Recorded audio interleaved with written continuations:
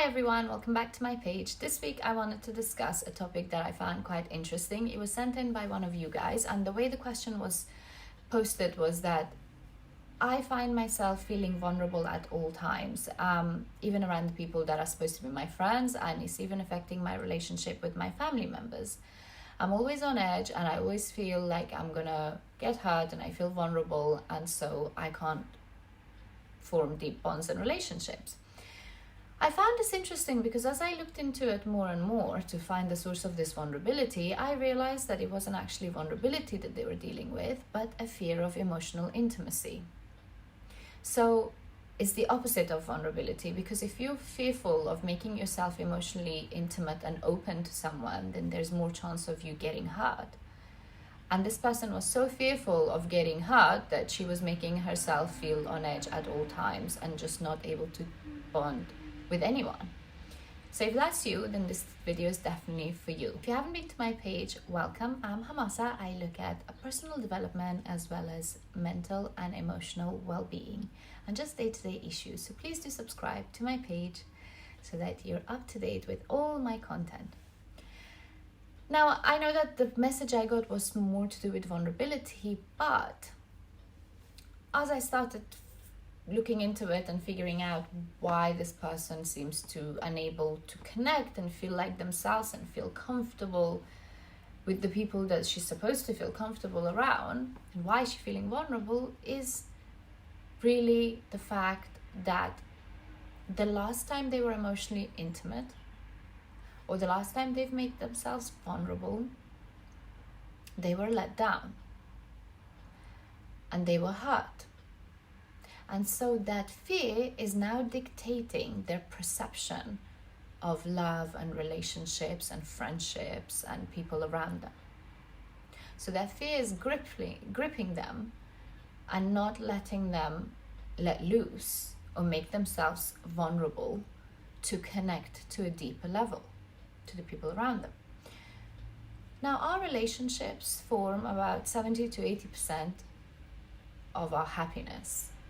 We depend on our relationships around us with friends, family, spouses to bring us joy and happiness. So if you have an issue forming deep, comfortable, intimate connections with people, then you are really missing out on experiencing life and love and being your authentic self. So it's very important for us to see why that is and how we can overcome it.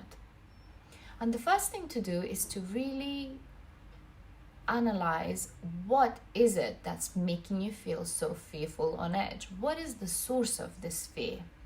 Because like I said, most people, this isn't something that you're born with. As humans, we are able to connect with other people and we're social beings. So if you're finding it really difficult with bonding and connecting with people, then look back into your life and your experiences and your relationships and see what has triggered you or where you've made yourself vulnerable and emotionally been intimate with someone where it fell to pieces and made you hurt. So who or what made your perception of love so tainted and dictated you how to orchestrate your future relationships? So this now set the tone for you, and you're using your life experience to navigate your present and future experiences and interactions. So you need to go back to the source and figure out what or who caused this fear. With most people, it's to do with your attachment style, which I've spoken in a video previously. I will link it for you guys. But it's if you have a healthy, secure attachment style, then most probably you don't have any of these issues. But if there is one of the other attachment styles where it boils down to your childhood and how the parents that were present in your life or lack of presence of your parents and things like that affected your attachment style. So the fear could be very deep rooted and could be a childhood trauma, or it could be something that you've learned from a relationship in the past. The issue with people who are scared of emotional intimacy is that they don't really know themselves that well, or they're not that self-aware. Because when you have a fear of intimacy, you don't want to make yourself vulnerable. You don't want to show your weaknesses. You don't want to make a fool of yourself. You don't want to disappoint people. You're worried that your real authentic self will not please the people in your life, or they will not accept you for who you are. You always want to come across shiny and new and amazing and brilliant, because if you show your vulnerability or your weak side, then they may not like it. So because of that, because you've always tried to conceal that, hide it, put on a show, put on a display, you don't actually know yourself that well. And the fear of intimacy that you have with other people, you also have with yourself. So you haven't gotten to know yourself very well. You haven't analyzed your feelings and emotions. You don't know your likes and dislikes. You don't know your triggers, because you're always trying to hide. So if someone asks you, how are you feeling today? You don't want to talk about them. You get scared if someone asks you how you're feeling, because you don't know. You don't want to look into it deeply. You don't want to tell someone how that feels. You don't want to let them know that you feel the way you do. And so you're not that self-aware. So what do you do to overcome this? You have got to build a good relationship with yourself and understand yourself well. Find the authentic you that you're hiding behind like this facade. Find the real you and things that you like and dislike. So the first step of overcoming a lack of emotional intimacy is to get emotionally intimate with yourself. Analyze things. Once you've recognized where the fear comes from, see how you behave around that. What are you so scared to show people? Why can't you be yourself? Why can't you be comfortable? And get to know those habits and see why you're ashamed to display them or show them. And start trying to be authentic and fulfill yourself and what feels good to you. When you start doing that and you're fully satisfied and content with yourself, that's where self-love comes in. So I've spoken about how to love yourself and develop self-love. Self-love comes from self-awareness. And being self-aware doesn't mean that you don't make any mistakes. It's just knowing that even if you do make mistakes, you can pick yourself up, dust yourself off, and move on. Mistakes don't define you. They're a part of you. So, you've analyzed yourself, you know yourself well, you're beginning to like yourself, you're beginning to understand yourself. That's my last point, or my final word of advice for you guys, is that once you start loving and understanding yourself, you then get that you don't actually need other people's validation. And you don't need other people to like you, because you like you. And your opinion is the only one that really matters. So if you like yourself and you don't define who you are and your being on other people's likes and dislikes, you're not living off validation of other people, you then don't care so much about what they think of you, which in turn means that you could be more authentic to yourself. And if they like it, great. If they don't, I'm fine without you. I will be okay whether you like me or not.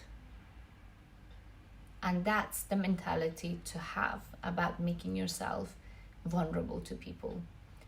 It's okay, because I'm going to own my truth. This is my vulnerability and I'm open to discuss it. You might judge me on that, but your judgment doesn't define me. It's your opinion, and it really doesn't make a difference to my life. So when you're feeling vulnerable around people, you feel like you're going to get hurt and you feel very disconnected, first thing to do is to see why you're so fearful. What is it that's making you feel so disconnected? What is it that's holding you back from connecting to people?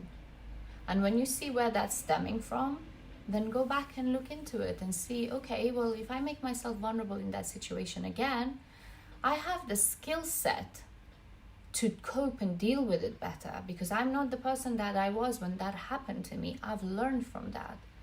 So whether it goes my way or it doesn't, I will still be okay. This will not kill me. And when you feel like that and you understand that people's opinions don't define you, people's opinions don't validate you, they don't make you happy, nor should they make you sad, is when you could start accepting and loving yourself and being your true authentic self. And if anyone around you is making you feel a type of way, because you're being yourself, then they don't deserve to be around you, because your friendship group or your family or your people who are close-knit to you and you rely on should be able to see the real you and not judge you on situations. And if they're making you feel so judged, then they're probably the wrong people around you. And so they're making you feel on edge. So look into yourself and see if you're being true to yourself. If you are being true to yourself and you're still made to feel vulnerable, then it's to do with the people that you're surrounding yourself. But if you feel like you're concealing and hiding your feelings because of what happened in the past, then you owe it to yourself to overcome that, analyze what's causing it, and start building meaningful, deep connections with people, because you cannot go on living your life in fear of emotional intimacy, because the flip side of that is living by yourself and being totally lonely and alone. So if that's not more scarier for you, then carry on. But for most people, that's the fear, that's the scary part of being isolated and alone. So in order for you to not be that, you have to overcome your fear of intimacy.